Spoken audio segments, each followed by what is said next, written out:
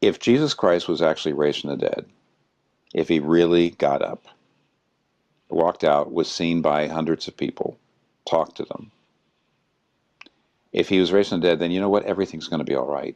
Whatever you're worried about right now, whatever you're afraid of, everything is actually going to be okay.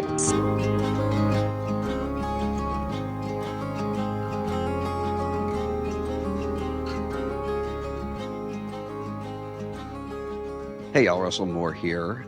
I am exhausted right now because it is fall. And it seems that those first couple of months of fall, I find myself running constantly all over the place.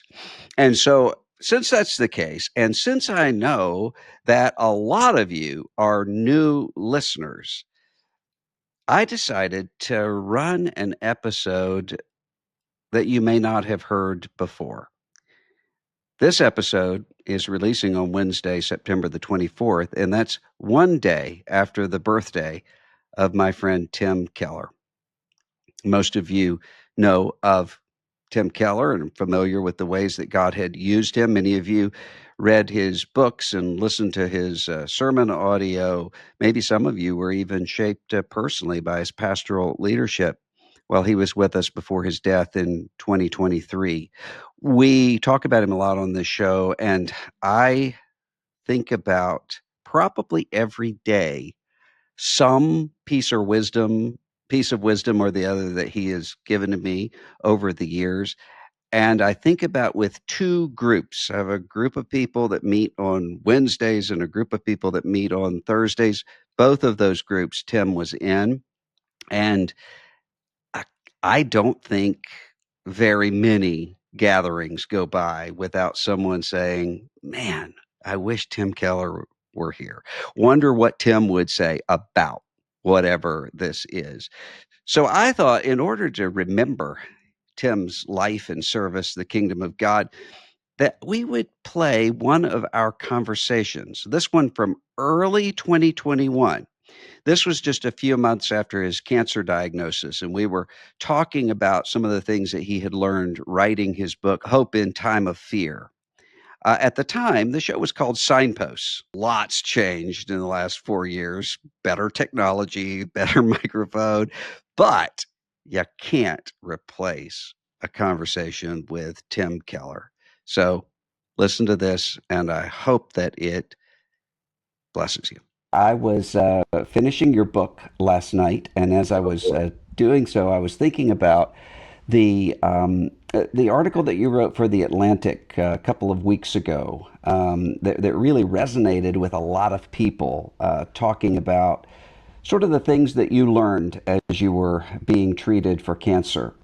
And one of the things that really struck me the most in that article, and it showed up many times in this book as well, is how you learned through this time that you could find much more joy if you didn't try to make a heaven out of the things that could bring joy. Could you explain a little bit about what you meant by that? Well, yes, I can. I'll do it existentially, and then also maybe a little theologically. It basically, my wife and I, Kathy and I, recognized the fact that we rested so much of our joy in pretty material things, and they were fairly different.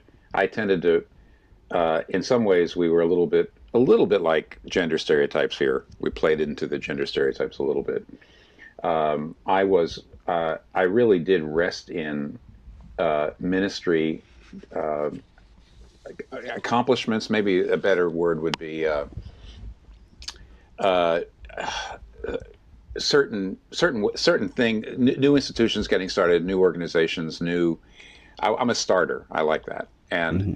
I would just find that that's what made life meaningful.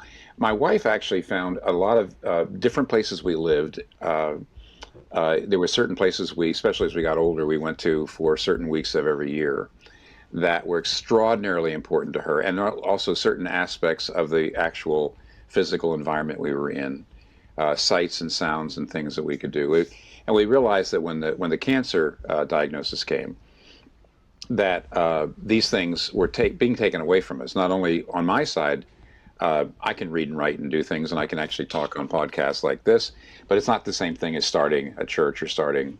I can't do those things in a way, and I shouldn't actually now. Kathy also realized that we had to sort of die to the possibility of ever going to some of the places that we have gone to every year for many years, and a place where she would get respite, where she would feel like she was getting her soul renewed. And we realized it was not God, it was God's gifts that we were really looking to. And that when you try to make God's gifts into God, you actually don't get as much out of them. We realized in some ways we were never really satisfied by them. Hmm. And when we said we died to all that last summer when we first heard about the cancer, we sort of died to that. We said we may never see these things again, and we started to go really after God in prayer. We came to realize we actually did enjoy what we were getting. Hmm. A lovely day. I do see water here. In other words, there's many things about where we live that are lovely, and we realized we were enjoying life more than we had before. Now, theologically, what Augustine means by that is you reorder your loves. Hmm. And what Augustine would say, contrary to the Buddhist or the Stoic, which says you detach your heart from these things so they won't hurt you when you lose them. Hmm. Or the modern person who says you go out and you only go around once in life, so you grab for all the gusto you can. Remember that beer commercial? Are you old enough to remember that beer commercial? But what Augustine would say is you don't want to love anything here less because these are God's good gifts. You don't want to harden your heart or detach your heart from them. But your problem is you need to love God more in relation to them. And if you do that, then if you love first things first, you'll love second things second, third things third. If you love second things first or third things first, you actually lose them. They don't give you what you want. So we were in a way talking about something very old. It's something that Augustine talked about in the Confessions 1,500 years ago. But I was able to turn it into an Atlantic article, basically. Do you think that I suppose there are probably many people who haven't yet grappled with mortality, but who might wonder, how do I know if I'm putting second things first? How do I compare love for God, which often seems sort of unquantifiable and intangible, with my loves for these secondary things? Okay, it's a great question. I would say that if you even ask that question, you are making progress. Hmm. If you even doubt yourself, you're making progress. But I do think the reality is that there are some progress that you don't make until something goes wrong in your life. Hmm. There's some of it you can do without trouble and difficulty. So, for example, I can, if I'm making an idol out of my career, can I really de-idolize it without something going wrong in my career? Can I actually say I'm working too hard, I'm too driven, and maybe you see some other friend of yours life blow up, perhaps over the same thing, and you say I don't want to go there. I see what he did. Hmm. He started to lie. He started to do things because it was more important that he be successful than that he be honest or be virtuous. I don't want to do that. I'm afraid of that. So is it possible for you to actually de-idolize your career without there being some big problem in your career? Maybe. Give it a shot. Because Hmm. if it's not sufficient, God will give you some problem that will force it on you. Well, when you face those times of sort of forcing it, whether it's mortality or something else, what about regrets? Often people will talk about looking back and seeing regrets, Right. and I'm not talking about Yeah. sins here. I'm just talking about, in terms of, say, ministry accomplishments. You look back and you say, I wish I had done this, or I wish I had not done that. Do you think that an experience like this clarifies those regrets in a way that it heightens them, or does it for you anyway put them into perspective? Oh, that's a great question. Um, I think certainly the perspective help. I mean, I think what I get from C.S. Lewis and Tolkien and people like that is that heaven will make amends for all. That, in Hmm. other words, there will be no regrets when you get there. It'll be, or another way to put it is anything that you were actually trying to accomplish or reach in this life is just an echo of what you're going to get in heaven. You're Hmm. going to eat it and drink it, and it'll be there. So there, in a sense, there should be no regrets because Hmm. anything you were hoping to attain, you will attain. Yeah. Nevertheless, it's actually a good. I mean, Kathy and I both look back. We actually have experienced quite a bit of regrets in the situation where, in light of our mortality, which finally hit us, we look back and see all the opportunities and things that we didn't make use of. Now, you console yourself with what I just said, that heavens will make amends for everything, and and anything that you didn't accomplish, well, in God's plan, and all things work together for good to those who love God and are called according to His purpose. In God's plan, that wasn't something that was part of His plan for human history. Hmm. But in the end, everything's going to be made right. Everything's going to be made right. I mean, I give you a quick example. Is that I'll be real granular here. Is that I see other people my age and people I know pretty well, who have been much better at mentoring a younger generation of leaders than me. And I realize, here's my excuse, I realize the ministry that I was running here got so big that it took everything I could. I mean, I had, I don't know, 100 full-time people reporting up to you. And that when your institutions get that big, you spend so much of your time running the institution. So actually, if just example, somebody like Mark Dever, maybe I shouldn't be calling out names. Mark has almost deliberately kept their church because he hasn't gone to multiple services and videos and all that. I don't know whether he had the foresight to do this, but he's just basically kept the church kind of the size it's been Hmm. for a long time, which enables him to put an enormous amount of capital and time over the years into raising up other leaders and putting them out there. And he's is far better at that than I ever was. Hmm. And it's because my church got bigger. So you look back and you say, okay, on the other hand, out of Redeemer spun all kinds of things. City to City, uh, which is a church planting network around the world, has worked in now thousands of churches around the world. There would be no City to City if Redeemer hadn't gotten big. There would be no Hope for New York. There would be no Redeemer Counseling Services. There would be no, there's all these things that have happened. And so you look back and you say, God, He knoweth. Hmm. And yet there are times where both Kathy and I look back quite a bit and say, in light of eternity, there won't be regrets. But right now we have quite a few. Hmm. You mention in the book subtitle fear, or well, in the actual title, Hope in Times of Fear. And I was kind of surprised when I linked to your Atlantic piece in my newsletter.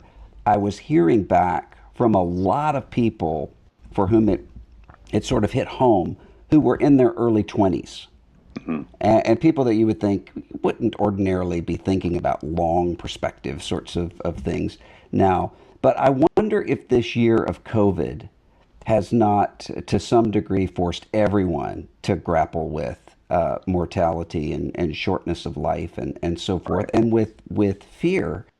And I Yeah. wonder what you would say. Hebrews 2 says that we've been freed from captivity to fear of death, and yet we're all afraid of death. We're not in slavery to fear of death, the Bible says. But why would those of us who know Christ, who follow Christ, still have this sense of fear when we're thinking about death? Oh, well, okay. There's two levels to answer your question. The first level is I'll talk about the Christians in a second. I think the first level is the pandemic was a little bit like it broke through the denial. I mean, I'll get to you in 1 second. I'm going to say all people basically live in denial of their mortality. Mm. By the way, I quoted John Calvin in the article, which in Atlantic, which hasn't happened recently in the Atlantic, I'm sure, where he actually says, when you see a dead body, you philosophize about mortality, but then you go off and you basically believe in your own perpetuity. Mm. In his little section in the Institutes where he talks about, he has got a section on which has been pulled out and it's called the Little Book on the Christian Life. And Calvin actually says that meditating on your future mortality is extremely important. and that we're all living in denial, and as a result, we make bad choices. We don't turn to God in the right way. We actually make bad life choices. It's very, very interesting. I think the pandemic, in a way, was a cultural moment in which people said, "Wait a minute! All those dystopian movies." Where a plague comes and wipes out a third of the country of the world, or where somebody hacks into the infrastructure somehow, and all there's a complete depression because the banking system around the world collapses, and nobody knows what anybody's worth, or somebody sets off a dirty bomb and destroys half of a country, and wait a minute, those things can actually happen. Because actually, the pandemic is as you know, it's a very close shave. Hmm. This is nothing compared to what could happen. And Yeah. we really aren't in a very good position to say, oh, well, okay, we've got things set up so this isn't going to happen again. Nobody's saying that. Right. And so I think, in a way, for the whole world, especially younger people, there's been a cultural uh, shattering of your denial about our mortality as a human race, as a civilization, that is very similar to what happens when you're told on May 14th, 2020, you know what, you have pancreatic cancer. And most pancreatic cancer people die within a year and a half once they're diagnosed. It's the same thing. Hmm. So that's why I said you can talk at two levels about Hmm. why the pandemic has created basically an attitude of fear in general out there. Yeah. Yeah. And why I think a lot of Christians, when they do come up against that sense of fear, wonder, does this mean that I'm inadequate in faith? Shouldn't I, if I know that to be absent from the body is to be present with the Lord, shouldn't I have this sense of rushing onward toward heaven without this sense of trepidation?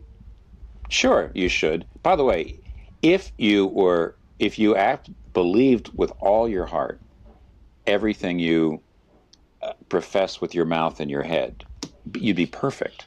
Mm, Just keep that in mind. In other words, mm, if I fully trusted in Jesus, why would I mean, what I always thought was fascinating about Martin Luther's exposition of the Ten Commandments. Luther says you never break Commandments 2 through 10 without first breaking Commandment 1.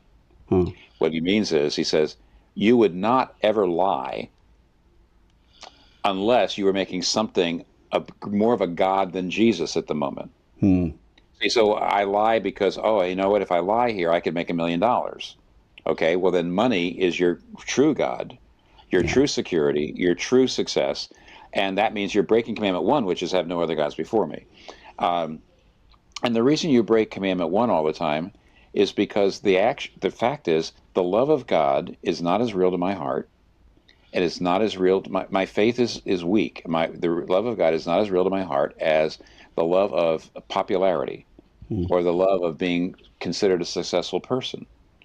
And so if I really did believe the things I profess, that I'm going to die and that I'm going to go be resurrected and that Jesus' love is what matters and all that, I'd be perfect and you'd be hmm, perfect. hmm, You would never sin. You wouldn't have any reason to sin. hmm. So yeah, of course you should. I also said, of course you should believe this, but we don't, and that God continues to work with very broken people and people that need grace every day, every minute, every second. I think about often, I don't know if you've ever said this or written this anywhere publicly, but in the book club that we're in one night, you happened to mention about, I think we were talking about Ecclesiastes. And you Yeah, said, if all that we had was Ecclesiastes, we would be tempted to just a sort of nihilism. Nothing matters. And if all that we had were Proverbs, we would be tempted to almost a prosperity gospel. I can do it. If I just do these things, I yeah. get these results. But you need the interplay between the two, that God in his wisdom put both of these words in the canon and they inform one another. I wonder if the same thing is true in terms of our sense of mortality. If we had a sense Mm. only that life is a vapor, we might think nothing really matters that I do. Mm. And if all that we had is redeem the day, redeem the time, we might think this is all that matters, is what I'm doing right now. But we have to sort of hold those things in tension. Do you think I'm on the right path there with that, Yeah. or? Yeah, not only are you on the right path, and that, by the way, that idea from the Old Testament came from my friend Tremper Longman, who, Mm, is a Old Testament professor who actually said that the canon was put together by God so that we would have these balancing acts. But in the New Testament, the balance comes between which is a big part of my book, by the way, is that when Jesus rose from the dead, he brought the future kingdom into the present, partially but not fully. hmm And I think that already but not yet, that we are redeemed but we're not fully redeemed, that we that we should not be cynical and think that we can't see great things happening, but at the same time we shouldn't be naive and utopian. And so I think that that balance, which you're talking about, is not only in the New Testament, but it's right in the center of the New Testament, because the kingdom of God is already but not yet. hmm. One of the things you emphasize in the book is that by resurrection, you're not talking about metaphor. This isn't wellness. It Mm. isn't sort of the cycles of renewal in nature, but bodily, historical resurrection from the dead. You interact with N.T. Wright's great The Resurrection of the Son of Yeah, God book a yeah, little bit at yeah. the beginning. And I'm wondering if you're talking to a skeptic, to someone who's an unbeliever who doesn't accept the claims of Christianity, would you start there with the historical reality of the resurrection and work outward? Or would you make that decision sort of case by case as you're talking to the person? Yeah, the second. It really it depends. The skepticism. I was just talking to my sister, who's got a grandson who's, I guess, 16, 17, who's starting to go into skepticism. But his mother just died last year. Mm, And so he's talking a lot mm, about mhm. the resurrection can't really happen. He's talking to his grandmother, and my sister is a Christian. He's trying to say, oh, you know what, the resurrection just can't happen. So now, I mean, not this is a pretty, Russ, this is a pretty obvious example. No, I don't think you give this this guy. You don't go after him too much on the intellectual side. You do some work, but you also Mhm. realize his mom died last year, and he's having real questions about those things. And so I do think you have to be careful. Uh, if I see somebody who's just pretty confident, it does look like the skepticism is pretty much just intellectual, mostly. That they've been around a lot of smart skeptics, but they haven't been around a lot of smart believers, and it doesn't look like their skepticism being fueled by abuse in the past or bad church experiences and things like that. I would probably, yes, I would go. I think the resurrection is, especially in light of not only Tom Wright but other people. There's an awful lot of interesting stuff to give thoughtful folks right now. So if the person seems to be kind of fair-minded and not being driven in their doubts by other things, yes, I would go there. You mentioned the already not yet tension, and one of the things that you said in the book is explaining what regeneration is as a fundamental, I'm trying to think of how you worded it, a radical reorientation of life. And one of the things that I've sort of noticed anecdotally, at the beginning of my ministry, I think I met more people who were skeptical of the possibility of regeneration because they couldn't believe in the resurrection. And now I tend to meet more people who are the reverse. They have Hmm. trouble believing in the resurrection of Jesus because they've lost faith that regeneration could be true. For some of the reasons that you Uh, mentioned a few minutes ago, yeah, they've seen institutions fail that they trusted. They've seen yeah. people that they really trusted as spiritual leaders fall. And then they look at themselves and they say, how do I have newness of life when I seem to be so unchanged? What word would you have to someone who's Yeah. having difficulty there? Well, that's good. I mean, there's no doubt that, Russ, I would always say to people that faith is a mixture of reason and experience. that I say, for example, if somebody, let's say I'm hiring an assistant, and mainly the way I hire somebody is I interview them, I look at their references, I see what everybody else is saying about them, and there's a sense in which my decision to choose candidate B over A and C is pretty rational. It's Hmm. basically, but it's mainly a probability, frankly. Yeah. It's like saying, well, it's likely that this is the right person. But then I have to actually have faith enough to hire the person. And then in a year or two, if the person really works out, then I'm actually totally sure this was the right person. So I have an Mm. experience.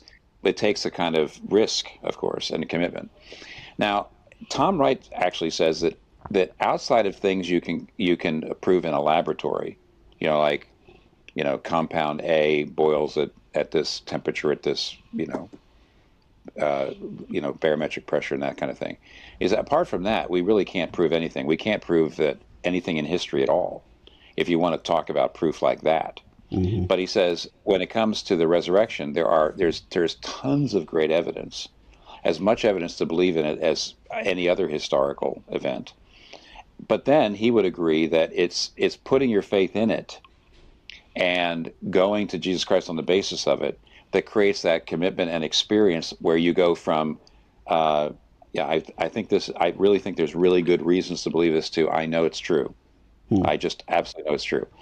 And so I do think that when people are finding that their experience of the resurrected life is not very strong in them, but in a way, Russ, when I was told I had pancreatic cancer, I would say I did feel a certain wavering in my faith. Why wouldn't I?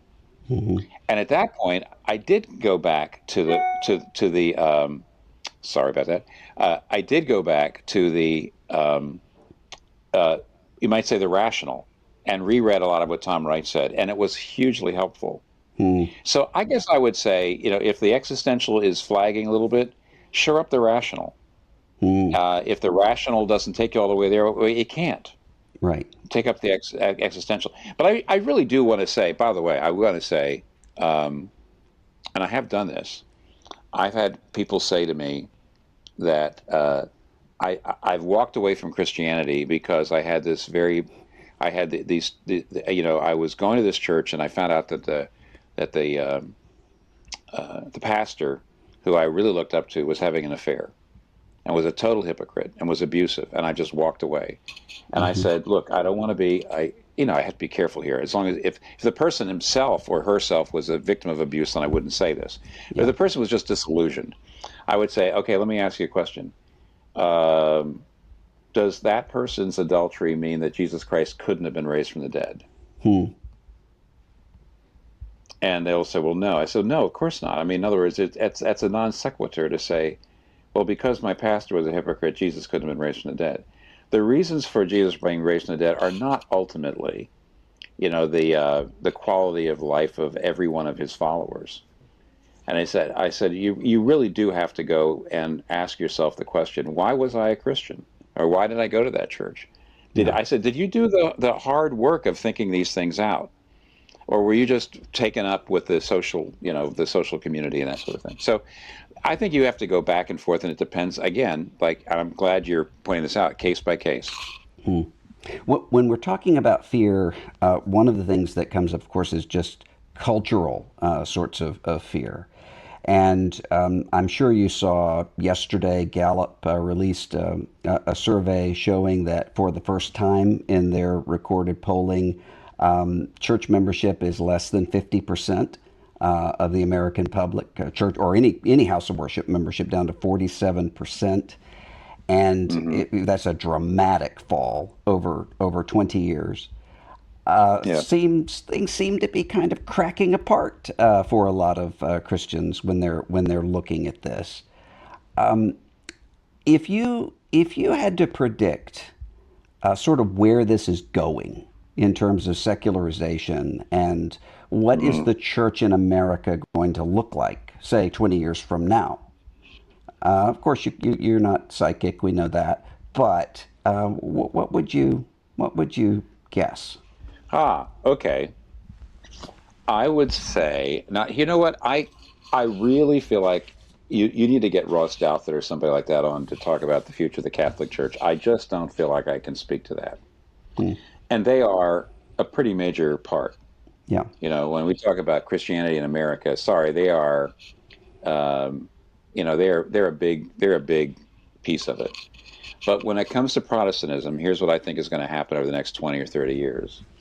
First of all, the number of nominal believers, that is, people who believe and are part of churches mainly through cultural and social pressure or benefit, which is how an awful lot of people in this country have been part of the church. In other Hmm. words, there was either social pressure or social benefit to just being part of the church, or family tradition.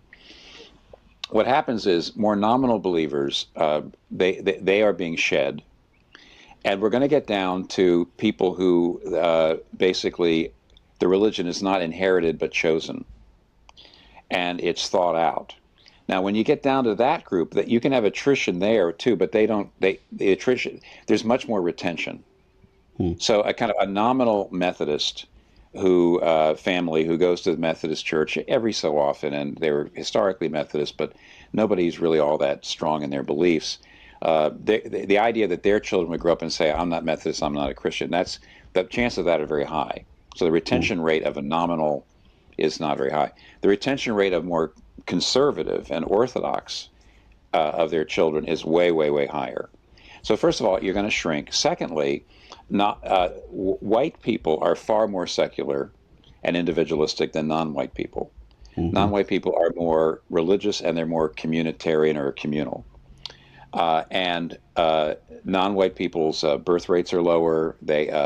Immigration is going to come in, and you're going to see, I think, a shrinking of the church down to what I don't know where it's going to be. It could be down to like 20 to 30%, and then it'll start to grow again, and it'll be far more multi-ethnic, and it'll be far more Hmm. Orthodox. So when I was growing up, there was a kind of evangelical conservative sliver. The majority of people who went to church were mainline Protestant. Hmm. That mainline Protestant will be the sliver, and the majority of people will be evangelical or Pentecostal or something like that, and it'll be at least more than half non-white. My guess is if the population is, say, 50% white 20 years from now, or 45% white, the church will be more like 60 or 70% non-white and 30% white.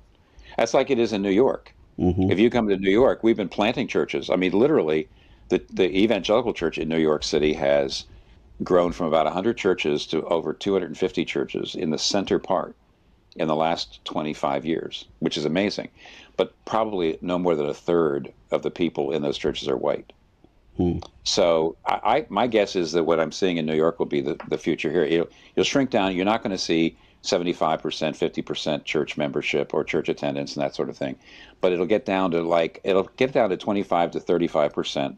It'll be largely, it'll start growing again. Secularization will actually bottom out in about 20 or 30 years. Hmm. Islam will grow here too. So Hmm. because for a lot of reasons, I don't know if you Yeah. find that interesting or not, but But that's not this inevitable sense of secularizing everything. The future is disenchanted. You don't accept that at all. no, no, no. As a matter of fact, I mean, ask anybody in demographics, the world is actually going to get less secular Hmm. as time goes on. A lot Hmm. of that has to do with birth rate and things like that, but Yeah. also evangelism, Yeah. and that sort of thing. So. Before I let you go, and I know I've kept you longer than I said I would, but if you were going to give a word to, I mentioned a few minutes ago how surprised I was at all the 21, 22-year-olds who really resonated with the Atlantic article. If you had to give a word of advice to that 22-year-old Christian who's a little scared, a little nervous about the future, and you said, "Here's one thing you should really concentrate on as you go forward." What would you advise? Well, you know what? I've all this entire podcast, I've sort of dodged all of your questions by saying case by case. Mm. Uh, I don't know if I can quite do that on this one. Well, okay, let me just say something that Kathy and I have talked to each other about in the last year. If Jesus Christ was actually raised from the dead, if he really got up, walked out, was seen by hundreds of people, talked to them, if he was raised from the dead, then you know what? Everything's going to be all right. Mm. Whatever you're worried about right now, whatever you're afraid of, everything is actually going to be okay. Mm. Because you got to remember, we're not just talking about resurrected people. Jesus Christ is, and this is where Christianity is unique. We're talking about a resurrected world, meaning other. There's plenty of other religions that talk about a future afterlife, which is a non-material world. In other words, you get a consolation for the world we've lost. Mm. Christianity says it's not just your bodies are being resurrected, but the world is actually going to be a material world that's cleansed from all evil and suffering and sin. And if Jesus Christ was raised from the dead, then the whole world is going to be, in a sense, resurrected, and Mm. everything is going to be okay. Mm. Everything. You don't know how. I don't know how, but it will be. So, and you know what? Actually, right now I couldn't possibly be convinced that Jesus was not raised from the dead, Mm. either intellectually or existentially. So whenever I'm, and by the way, but Kathy and I, listen, we cry. We cried a lot last night. Mm. Sometimes the reality of the shortness of what we have left here just overwhelms us, and we were just weeping together and crying. And then you say, if Jesus Christ was raised from the dead, it is going to be okay. And then you can wipe your tears, but you don't stop crying. Mm. Uh, it's like salt in the wound that keeps the wound from going bad, Mm. Mm. that keeps the wound from getting infected. But it doesn't mean that until the end of, until we actually meet Jesus Christ, we still have our wounds. So they aren't going to be healed, but Mm. they'll be healed by his. So I think I would still go back to if Jesus Christ was raised from the dead, and he was, you're going to be okay. Mm. Well, that's a good word on which to end. The book is called Hope in Times of Fear by Tim Keller. And I don't want to sound like a Pentecostal TV evangelist, but I think despite the fact that your book and article deal a lot with mortality, I think you're going to be with us for many years by God's good kindness, and we need that. I'm really thankful for you, Tim, and for the way that God uses you in my life. And I encourage everybody to read this book, In a Time of Fear. Thanks for being with us today. It was great to be with you, Russ.